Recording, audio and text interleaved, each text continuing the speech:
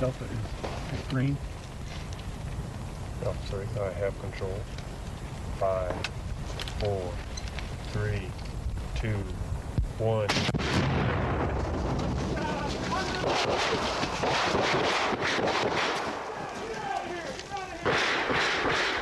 Get out of here! Go! They go down! Down! The church! Move! Stay right where you are! Stay where you are! Out 3, out 1. Up in this wall. FBI, be out in a minute. Relax. We got a medevac call. Stay against that wall. Don't move. Stand back. Left leg. Turn around. Over the wall up there. Keep your hands to the back of your head. Stay up there. Okay, number 4. Well, you're out in a minute. Number 3, bring your man out. Okay, number 4, search that hospital. Step away from the wall. Back here. Turn to your right. Look at that man. Watch him. Spread your legs.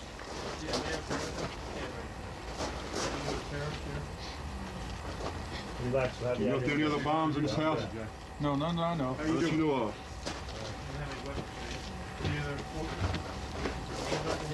Right over this wall, right here. See right there, we'll get you out of here as soon as possible. Move your right leg out. You, turn around, slowly. See a man's weapon? Keep your eyes right on him. Back up right here. That's good. I said stay calm, we'll have you out here soon.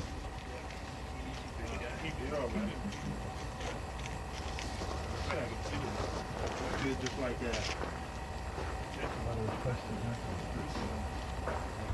Bring him out.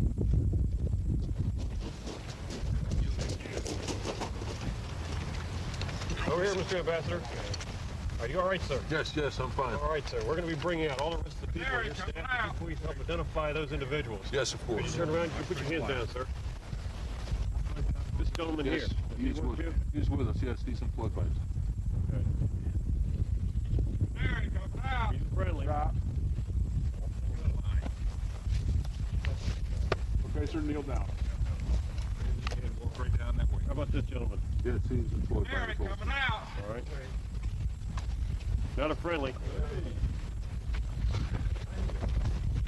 All right. Not a friendly, Roger. Would you kneel down, please, ma'am? Is that the complete staff that you have? Yes, that is our work. Jordan's coming in. Medevac coming in. Come on in, bring him in.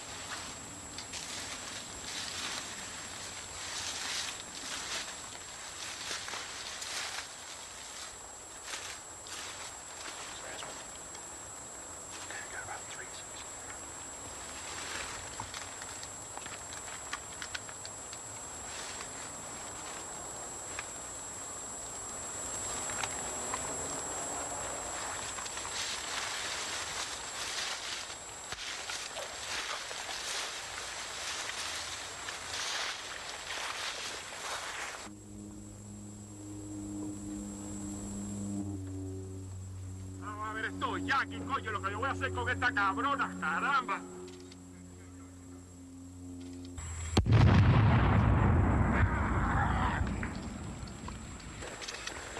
Get up! Come on, let's go!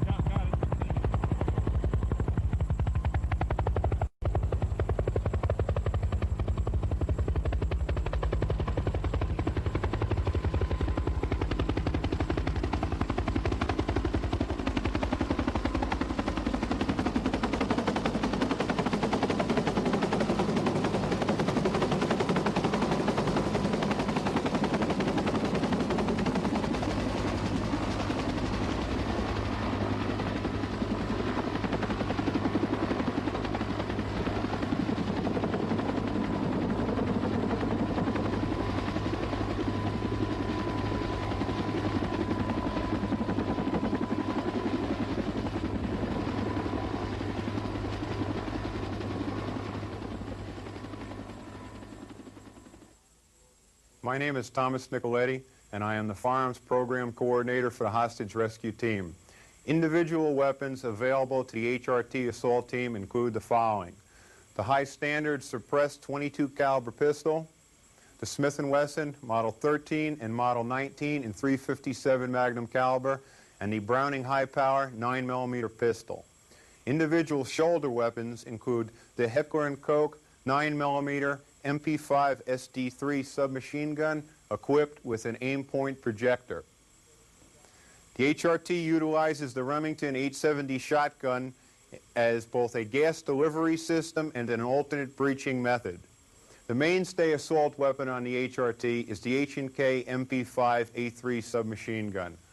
Also available are H&K's Model 33 rifle and .223 caliber with both the fixed and retractable stock configuration. Suppressive fire or support weapons include the M79 grenade launcher, 40mm caliber, capable of delivering high explosive, illumination, and beehive rounds. The M60 E3 machine gun is used in a support fire role.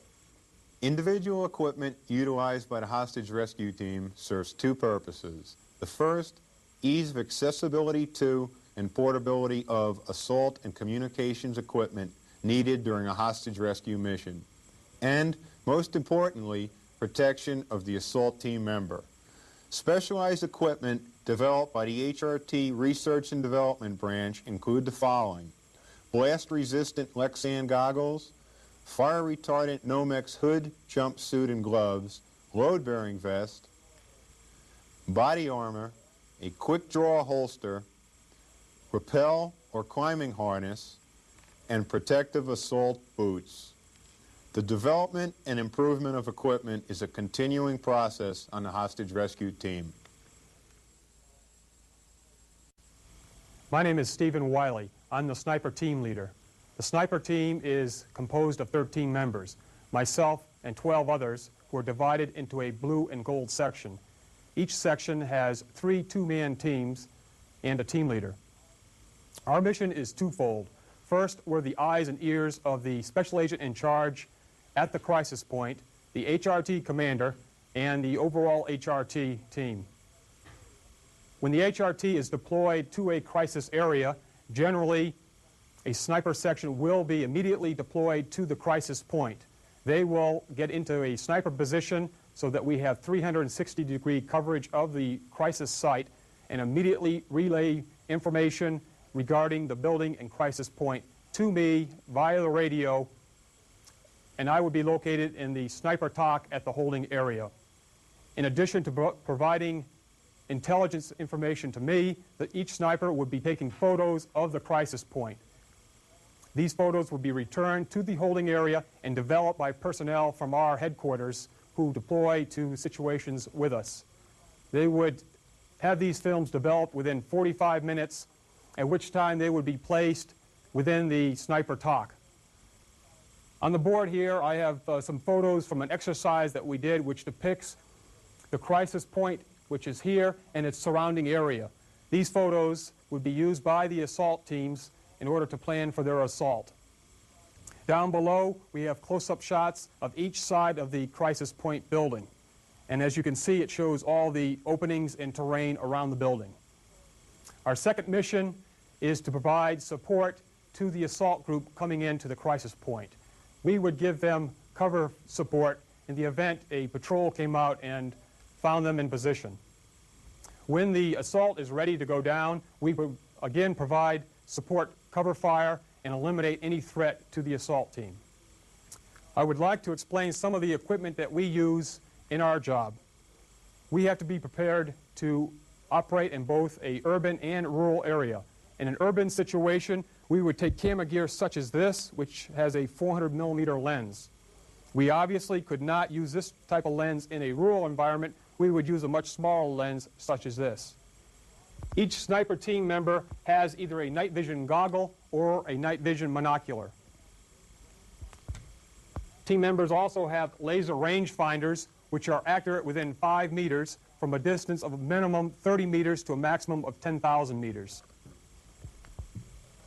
In an urban environment, we might have to remove glass from a window, and we would use a suction cup like this in order to remove it. These are some of the uniforms that we have, and we would wear a particular uniform depending on the environment we're operating in. The weapons that we use, a match M14. We have a night scope mounted on a Heckler & Koch MP5 suppressed weapon. And our primary sniper weapon is a composite weapon made by the gunsmiths at the FBI Academy. This weapon consists of a Macmillan fiberglass stock, a Remington 700 action, a can jar trigger, a 10-power fixed universal scope, and a Hart barrel. This weapon will shoot 1/4-inch groups at 200 meters. I would now like to introduce Hal Metcalf, who is a sniper team member and is wearing a ghillie suit. The term ghillie is actually a Gaelic word meaning gameskeeper, who in the olden days used to go out and count the amount of game owned by a king. In order to facilitate this, he needed some type of camouflaged outfit.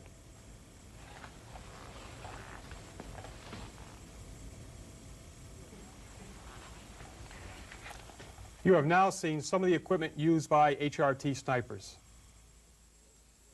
My name is Jamie Atherton, and I am the explosive coordinator for the hostage rescue team. The explosive program in the hostage rescue team can basically be broken down into 4 areas. We analyze threats, we neutralize those threats, we divert with explosives, and we breach. So before you are some of the tools that we use to accomplish these different missions. Off here you can see some of the tools that you would basically find in any bomb squad throughout the nation. They help us in the analyzing and in the neutralizing of any threats, explosive threats that we would find during our assault. We also have the capability here of using the remote control system, the M122, a basic military remote control system. Probably the largest area that we deal with is breaching, and that breaching area can be broken down into 2 different categories. The first being mechanical breaching, which is what you would find throughout your traditional law enforcement breaching. Things such as battering rams, sledgehammers, hammers, window wands, stuff along this nature. We also have the ability to have several different tools which are used either hydraulic or pneumatic tools. These type of tools are generally found in your different rescue teams, such as power saws and whatnot. We carry those with us as well. Basically, these are the tools of the HRT breacher. I'm Dennis Hughes, a special agent in the Bureau's Technically Trained Agent Program. The HRT's technical section consists of myself and 2 Bureau electronic technicians. Before us is some of the communications gear that we use. Our primary piece of equipment is the Motorola MX360 Handy Talkie. It has 2 modes, a secure and plain text. We have to be air transportable to go anywhere in the country. So what we've done for our mobile needs is we've taken a Converticom, a 60-watt power amplifier, and a magnetic mount, and this will fit in any vehicle in about 20 seconds. We plug it into the cigarette lighter. Here is how the radio comes out of it. Okay, we've got a problem with scanners in the FBI, people receiving our transmissions. What we do to prevent that, I'll give you an example. Here is the plain text. Testing 1, 2, 3. When I go into secure mode, here's what the person's going to receive. Testing 1, 2, 3. Helps our operations a lot. Some of the other things we have is a suitcase repeater that will go anywhere. We can set it on top of buildings, mountains, battery-powered or AC. It goes with 2 antennas, an omnidirectional or a directional antenna. We have a high-frequency radio which can go into the Bureau's network. And most important is this PRC-117, a military radio. You turn it on, gives you the voltage in the battery, and if you have any faults in the circuits. The nice thing about this is it scans at 200 channels per second. 2 things are important about that. Number 1, nobody's going to receive you, and number 2, nobody's going to jam you. And finally, we are entering the space age in the Bureau with satellite communications, which is currently under development. This gives you an idea of what the HRT can do with communications. My name is Charlie Prouty. I'm the team leader for the Hostage Rescue Team Maritime Unit. We have a limited maritime capability. We were trained by the U.S. Navy SEALs in open circuit scuba and combat swimmer techniques. We have the ability to conduct underwater searches to look for such items as evidence, wreckage, or drowned victims. We also have the ability to conduct an underwater hull search to determine whether any explosive devices have been placed on a hull. We also have the ability to conduct a tactical boarding of a vessel and execute close quarter combat to effect a hostage rescue. All of the equipment that we use that you see here has been approved by the U.S. Navy. The reason for this is twofold. The Navy conducts extensive testing of all their equipment prior to approving it. Therefore, we know we're using a quality piece of gear. Additionally, all of our training and requalification is done with the U.S. Navy, and they require that our equipment be compatible with theirs. This will give you a general idea of what we're using. We have here a twin 72 cubic inch steel tank. We use a Conchel 14 regulator. We use a buoyancy compensator or Mark IV life jacket. Fins and face masks are used at the discretion of the diver, whatever he feels comfortable with. And all the divers have full wetsuits, so we can dive in any water conditions. We also have a life raft, a rubber inflatable craft, takes 7 men and equipment, and is powered by a 15 horsepower outboard. That'll give you a general overview, very briefly, of the type of equipment that's being used by the Maritime Unit. My name is Special Agent Jay Mulholland. I am the Medical Program Coordinator for the Hostage Rescue Team. The program was established in order to support the team's training and operational missions. Every member of the HRT has received training in basic life support, and 12 members of the team have received additional training as emergency medical technicians. Displayed today are some of the items of equipment to include the team's basic trauma kit, which includes items of bleeding and bandaging management, as well as instruments to determine a patient's vital signs, the individual EMT pack, which can be used in conjunction with the assault gear, the medical oxygen therapy and airway management kit includes the Robert Shaw demand valve resuscitator, which allows us to administer oxygen at 100% levels to a patient on demand or by positive pressure in cases of CPR. It also allows us to administer the oxygen and transport using the clear face mask. The bag valve resuscitator, which is part of the team trauma kit, and the portable suction unit, which is operated on an internal bellows system and does not require the use of batteries or oxygen in order to operate it. The various sizes of face masks allow us to administer resuscitative efforts to a patient regardless of size or age. The shock therapy department includes intravenous fluids administered to sick as well as injured patients, and all members of the team have received training in this particular skill. Lastly, the medical anti-shock trouser, which is a pneumatic counter-pressure device which works by forcing air against the lower extremities and auto-transfusing blood to the major organs of the body. The air pump of the trousers can be operated by foot or by hand. This then constitutes the items of the HRT medical package. My name is Horace Mewborn. I am the intelligence coordinator on the staff which supports the hostage rescue team. Besides myself, there are 4 other members of the staff. During the training phase of the team, the staff is responsible for writing scenarios and training exercises. During a crisis situation, the staff is responsible for establishing and maintaining a tactical operations center, also known as a TOC. Displayed on the boards behind me are information which will be available to the team during a training exercise or in a real-life situation. The intelligence would be gathered from many sources to include deployed elements of the team and any interviews done by the staff or other agents. We would display the demands and deadlines, and we would try to gather as much information about the terrorist as possible. If we can identify a terrorist, we would like to have his picture and any descriptive data. Our deployed sniper observer teams would try to supply us with descriptive data of the other terrorist. We would also try to identify any weapons which the terrorists are using, and also identify any hostages involved in the situation to include descriptive data and pictures.